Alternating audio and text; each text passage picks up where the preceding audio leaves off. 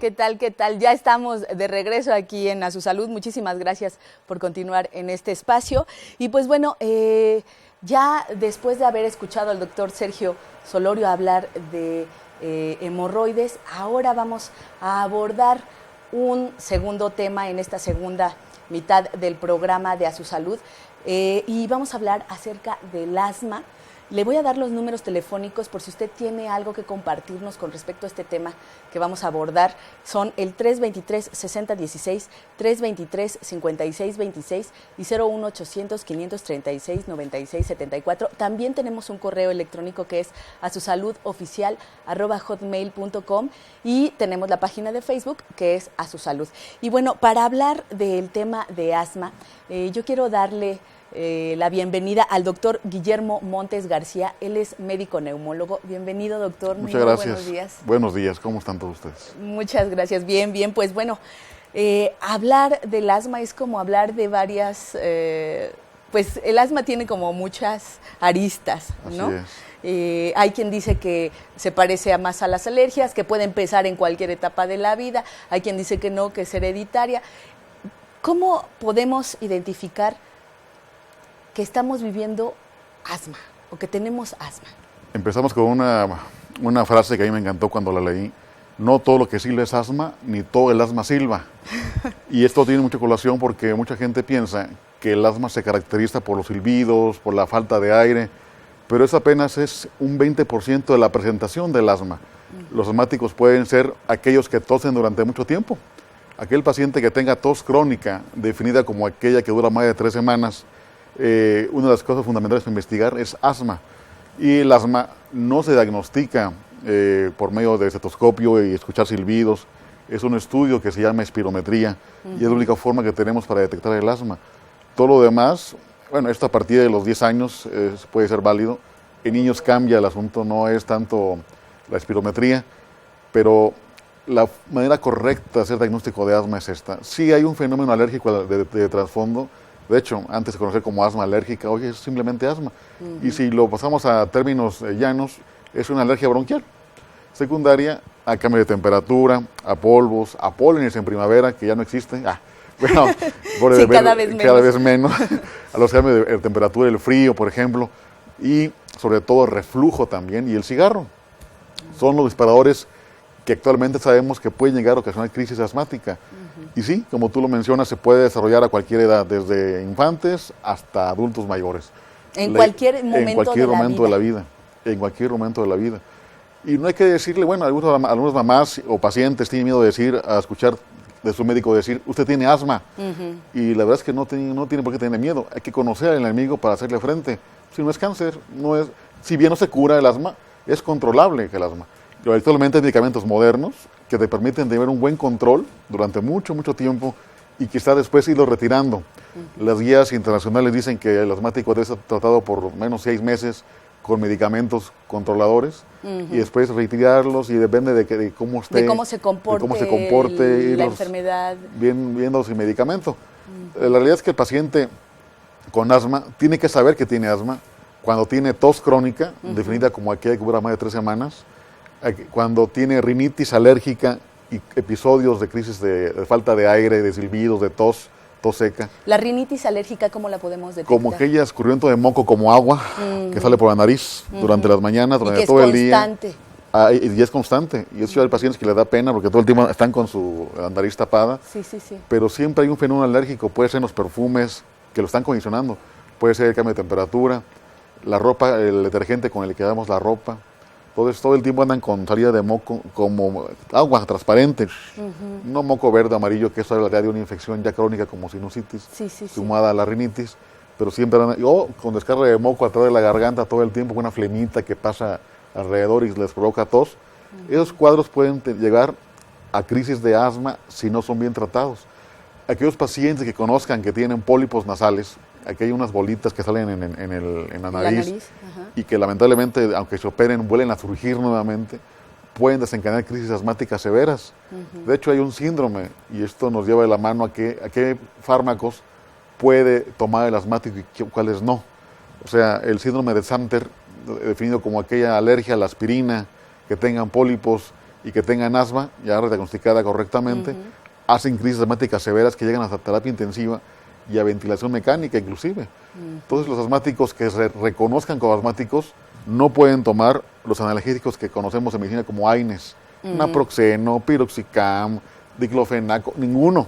Y por ejemplo, ¿hay medicamentos que puedan ser detonantes de asma? Esos que les acabo de mencionar, estos fármacos. Pero aunque no seamos o no estemos considerados o consideradas como asmáticos. De hecho, hay gente que debuta así. Se toma alguna Proxen, alguna aspirina y comienza con falta de aire. Y la relacionan como alergia a la aspirina. Sin embargo, la alergia a la aspirina se da muy frecuentemente, en un 95% en los pacientes asmáticos. Y ahí debutan como tales. Entonces, ¿cómo debuta un paciente asmático? Puede ser después de una infección, puede ser después de un analgésico que acabo de mencionar, después de alguna enfermedad gástrica como el reflujo.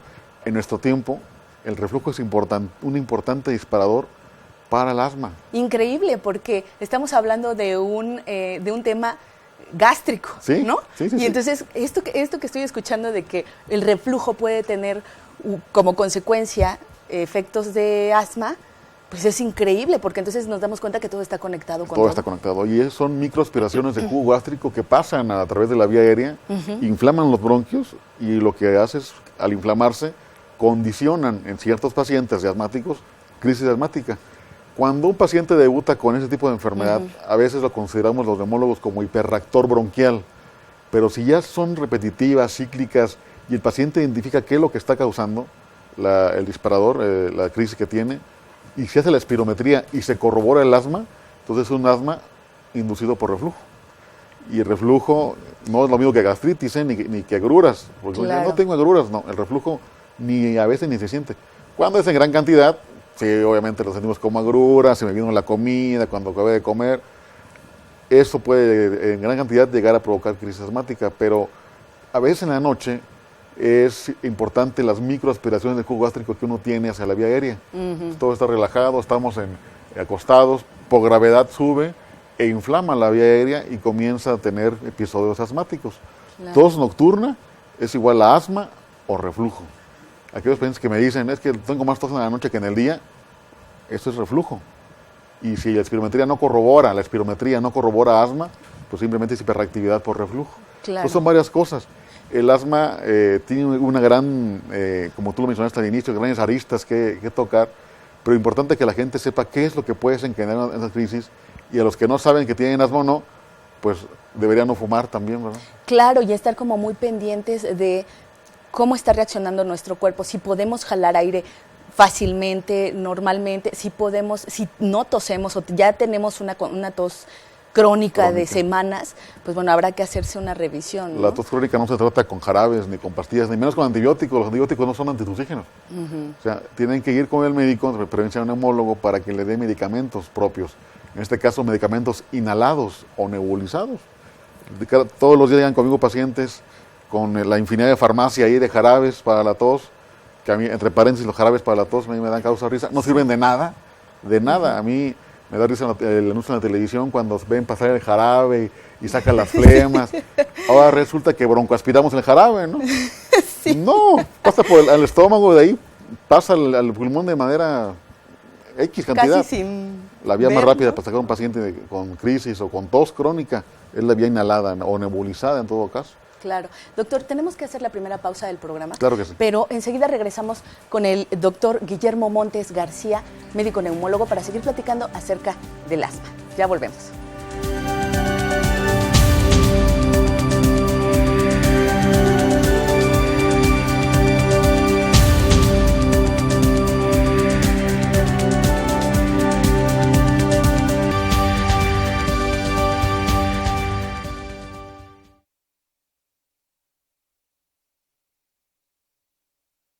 Es una enfermedad respiratoria que no tiene cura, más que nada se controla. Bueno, el asma, de manera sencilla, podríamos decir que es una patología o es un proceso inflamatorio en la cual va a afectar al organismo principalmente afecta al área de los bronquios. Esto se va a llevar afectado por unas sustancias que se llaman alergenos. Puede ser cualquier sustancia que cause un daño directamente al organismo. Sí, claro. El asma va a ser una enfermedad respiratoria que se va a caracterizar por una inflamación de las vías respiratorias.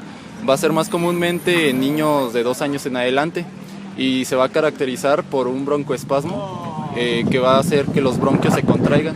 Entonces esto va a dificultar la respiración. Además de que también va a haber una hipersecreción de moco y esto va a obstruir más las vías respiratorias, además de que se va a escuchar un silbido y esto es característico también del asma.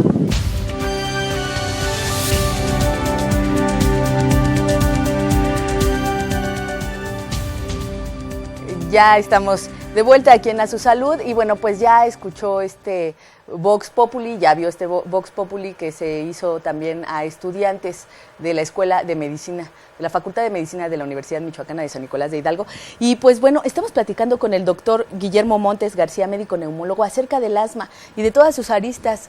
Doctor, ya decíamos que tiene tantas cosas fuera del aire, nos decía, hay mascotas que pueden ser detonantes crisis. O desencadenar crisis. Ya oíamos que nos decía usted del detergente, alfombras. Los sprays para el pelo, los fijadores de pelo. Los fijadores de los pelo. Los perfumes, los desinfectantes para baño. En fin, todos los enseres domésticos pueden ocasionar asma en aquellos pacientes que son altamente sensibles, ¿no? Y sensibles a este tipo de... Con respecto a lo que decía la última persona, sí, el silbido es muy característico, pero a la vez no hay silbidos. Por eso de pronto es difícil de detectarlo, de tan ¿no? cerrado que está el bronquio, no hay por dónde silbar. Los silbidos se producen porque toda la tubería, le digo yo, la vía aérea, es cerrada. Y el paso del aire a través de un tubo cerrado así se oye. Pues hay que abrirlo, desinflamarlo, para que pase el aire libremente. Pero cuando está tan cerrado, no van a escuchar silbidos. De ahí que hay que tener a la mano otros aparatos como el oxímetro de pulso, un monitor cardíaco, ver cómo está el paciente en general, porque a veces se confunden en urgencias de un hospital. ¡Ay, viene nerviosa! Pues ¿cuál nerviosa? Pues está totalmente cerrada, no se oye nada porque está cerrada. Si le pones un oxímetro de pulso, ves la oxigenación, está en 80, la hipoxemia no se puede fingir. Claro. Hay niveles, entonces, a ver si estoy entendiendo bien, ¿hay niveles de asma? Hay una problemática de asma que se puede tratar de diferente manera, si es que no está tan avanzada. Ya nos decía usted, bueno, están los nebulizadores, están los disparadores, bueno, ¿cómo le dicen ustedes? Sí, dispositivos para inhalar. Ajá, exacto, los dispositivos para inhalar. Se tratan diferente. ¿Es de acuerdo a cómo llega el paciente? Bueno, para no meternos en asuntos académicos, neumológicos, sino para que la gente entienda, hay medicamentos de rescate y medicamentos de control de la enfermedad. Los rescatadores son de acción corta, nos permiten sacar al paciente de una crisis casi inmediatamente. Son aquellos típicos salbutamol, hipatropio, que la gente inhala, que entre comillas, si lo inhalas así directamente, se absorbe menos del 5% al bronquio. Tienes que usar una cámara espaciadora, una mascarilla con un cilindro, colocar el spray ahí, dispararte e inhalar. Así directo se requiere una coordinación muy buena, de lo contrario, al disparar sale todo el medicamento, si no lo coordinas adecuadamente. Esa es una de las principales fallas del tratamiento en los pacientes asmáticos. Tienen que ir entonces con la gente adecuada. Los rescatadores, salbutamol, beclometasona, que siguen siendo los más usados en el sector público, y también a veces en el privado, tienen una parte importante del manejo del asma. Sacan al enfermo sabiéndolos usar, porque una vez más, estos dispositivos de spray antiguos, si no los aplicas adecuadamente con un espaciador o aerocámara, de nada van a servir. Claro. O, en todo caso, las nebulizaciones. Te da una dosis mayor, más control de lo que estás inhalando, estás respirando normalmente con el nebulizador en casa y no tienes que andar atinándole si inhalo o no inhalo el disparo. Claro. Una vez que pasas esa etapa, por lo regular son 2 semanas a un mes, ya viene etapa de control de la enfermedad, ya con medicamentos nuevos, modernos, de acción prolongada, que te permiten no recaer de manera constante, sumado a los cuidados que tienes que tener en casa, evitar polvos, peluches, alfombras. Híjole, que eso es re difícil, ese es el 50%, doctor, porque... y es otra cosa importantísima. Sí, importantísima, porque por ejemplo ahí estamos hablando de la prevención, ¿no? Así de es. Estos cuidados en casa, que a lo mejor seamos o no personas asmáticas, bueno, de alguna manera también a quienes no lo somos, pues bueno, nos beneficia. Pero ¿qué podríamos hacer en casa si es que tenemos un paciente con asma? Y si no lo somos, pues bueno, ¿cómo prevenirlo? ¿Cómo prevenirla? Las almohadas no deben ser de pluma de ganso, deben ser llamadas almohadas hipoalergénicas. Y cuando se piensa que con las de pluma de ganso se descansa bien sabroso, ¿no? Esas son los principales disparadores también de asma nocturna, junto con el reflujo. ¿Sí? Las cobijas, sacudirlas bien, meterlas al sol en el día, todo el tiempo estar limpiando, mover los polvos, no dormir con plantas en el cuarto, eso no puede ser, esto tiene que sacarlas. Las mascotas, aunque luego me regañen los veterinarios, los gatos tienen que salir fuera del área de la habitación, del estar dormitorio. Afuera, no pueden dormir contigo porque te van a desencadenar crisis. Las mujeres que se bañan en la noche y se meten a dormir con el pelo húmedo, la humedad, tenlo por seguro, si eres asmática te va a dar crisis asmática. Y aquellas mujeres que se bañan en la mañana y salen con el pelo mojado, lo mismo. Entonces, el pelo bien seco, con secador inclusive. Uno que no tiene pelo, pues no hay problema. Pero las mujeres que tienen mucho pelo, es como tú, bien seco, secador inclusive. Porque la humedad fomenta ciertas enfermedades respiratorias, una de ellas es el asma. Y así el picante, todo lo que provoca el reflujo, las infecciones respiratorias. Cada año, vacunarte contra la influenza paciente asmático es prioritario. Es obligatorio. Yo prefiero una gripe de 3-4 días a estar muriendo por una neumonía por influenza en terapia intensiva. De hecho, el asma, los pacientes con asma, es un grupo importante a vacunar. La etapa de vacunación comienza a partir del 15 de octubre y termina a mediados de febrero. Sí, no, y creo que todavía hasta marzo, mediados de marzo, una cosa así. Porque estamos todavía con el cambio de temperatura y clima, todavía estamos predispuestos a enfermedades respiratorias. Entonces, la vacuna la tienen que recibir los asmáticos, los que fuman, todos los grupos aquellos de riesgo tienen que vacunarse contra influenza. Ya arriba de 60 años, la vacuna del neumococo también llega a ser importante para evitar infecciones por este germen. Pero en gente joven, productiva, la vacuna de influenza no es opción, sobre todo si tienes asma, tienes EPOC, estás embarazada. ¿El EPOC es qué? El EPOC se conocía antes como bronquitis crónica o enfisema pulmonar. Hoy se engloba todo en una sola que se llama enfermedad pulmonar obstructiva crónica.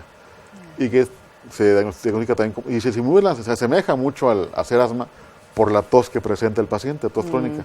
El paciente fumador, esta enfermedad la provoca el tabaquismo y el humo de leña en las mujeres. Pero ya también en las mujeres comienzan a elevar el porcentaje de las que fuman y tienen más temprana la edad. La EPOC es tan importante que se estima que para el 2020 sea la tercera causa de muerte en el mundo, solamente por debajo de las embolias cerebrales, accidentes automovilísticos e infartos al corazón. Es una enfermedad que va a la alza, va muy a la alza. Si quieres en otra ocasión, platicamos de EPOC, porque el EPOC es un tema de salud pública, sobre todo importante en México. No, muy importante. Doctor, tenemos una pregunta de Roberto Rodríguez. Él pregunta que si las aguas termales pueden quitar el asma. No. Nada, ya se dijo que se controla, no se cura. El asma no se cura, se controla y con medicamentos. De hecho, las vacunas que manejan los alergólogos son también de elección para cierto tipo de pacientes. Los medicamentos inhalados, los broncodilatadores, esteroides inhalados, son la piedra básica del tratamiento para el paciente asmático. Todo lo demás le pudieras tú intentar, ¿verdad? Pero sin dejar tus medicamentos. Ahí sí. El asma no se cura, y menos con aguas termales.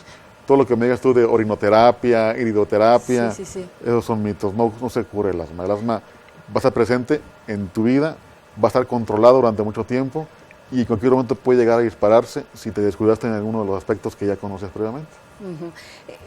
Por ejemplo, usted nos decía unos minutos atrás que existe el asma por reflujo. Así es. Si el reflujo se cura, se alivia, ¿también se va el asma? Sí. En ese caso sí. En este caso sí.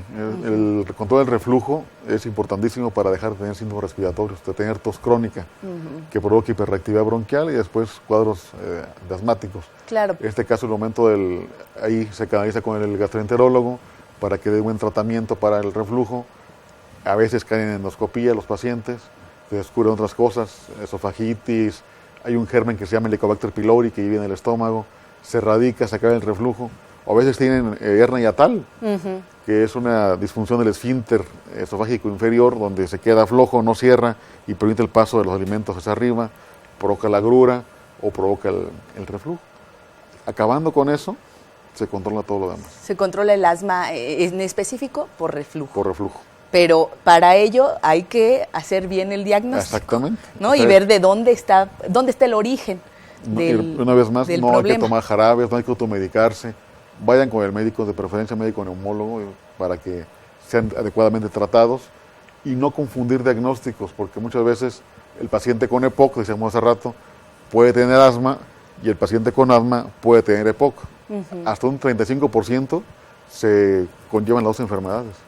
Entonces, aquel asmático que fuma, peor, malo. Claro. Y el paciente con EPOC que sigue fumando, que sigue con humo de leña y aparte es asmático, pues peor el asunto. Se complica todo. Claro, todo se complica y además, bueno, pues aquí me surge una duda. Hay personas que quizás no fumen, pero que convivan con personas fumadoras. Ahí se puede generar un asma para las personas que no son fumadoras, pero que conviven con una persona fumadora. Vamos a hacer una pausa y ¿qué le parece si regresando nos responde esto? Claro que sí. Vamos a una pausa y enseguida regresamos para seguir platicando con el doctor Guillermo Montes García, médico neumólogo. Ya volvemos.